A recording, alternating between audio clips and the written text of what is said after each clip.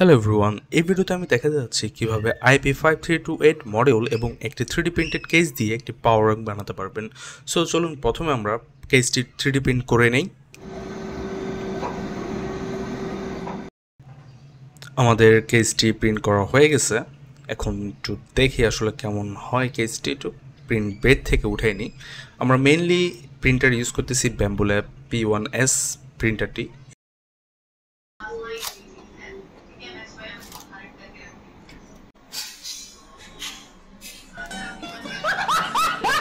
এটার print quality খুবই ভালো হয়ে থাকে। যাদের এই ধরনের কেস লাগবে বা সেম পাওয়ার ব্যাংক কেসটি লাগবে, তারা ডেসক্রিপশনে দেওয়া লিঙ্কে ক্লিক করে আমাদের পেজে যোগাযোগ করতে পারেন। এই ব্যাটারিটি হচ্ছে একটি 10,000 mAh ব্যাটারি।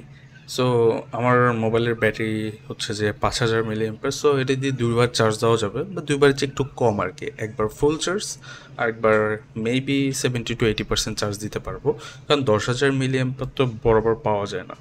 দেখা যায় 8,000 বা 7,000 mAh রেটেড ক্যাপাসিটি থাকে। সো এটা আমরা একটু সোল্ডার করে নিই আমাদের ইয়ারটির সাথে।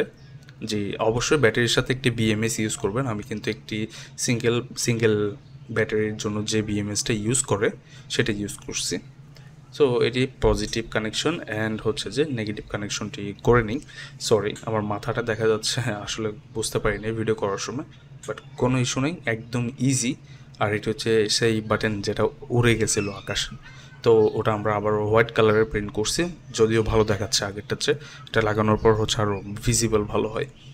সো মেইন কথা হচ্ছে, যাদের এরকম ধরনের পাওয়ার ব্যাংক কেস লাগবে তারা আমাদের পেজে যোগাযোগ করবেন। আর অবশ্যই ব্যাটারিও যদি লেগে থাকে, ব্যাটারি বা সার্কিট, আমাদের পেজে যোগাযোগ করবেন, আমরা কালেকশন করে দেবো। সো এগুলোর স্ক্রুগুলো একটু কালেক্ট করে সব কিছু একদম ভালো মতো লাগিয়ে নিই।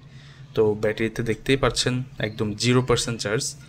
যদিও আমি হচ্ছে যে ভিডিওটা এডিট করার সময় নতুন একটি ব্যাটারি এনে লাগিয়ে দিয়েছি, এটাই অনেকদিন পরে ছিল, যার কারণে হচ্ছে যে ব্যাটারিটা ফুলে গেছে।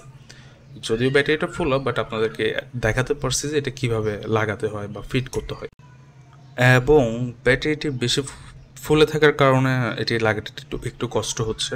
বাট আমি নেক্সটে যখন এটা রেকর্ড করিনি, নেক্সটে যখন নতুন ব্যাটারি কিনে লাগিয়েছি, একদম প্রপার ফিট হচ্ছে, ভালোই ব্যাকআপ পাচ্ছি। সো এটি মোটামুটি আমাদের অ্যাসেম্বল করা শেষ। এখন জাস্ট একদম ফিট করে দিয়ে এটা হচ্ছে স্ক্রু লাগিয়ে যাতে না খুলে আসে, একটু ফিটিংসটা ভালো মতো যাতে হয়। আর অবশ্যই একটু ঘষা মাজা করতে হবে স্ক্রু জায়গাগুলো, যাতে স্ক্রুগুলো লেগে যায়।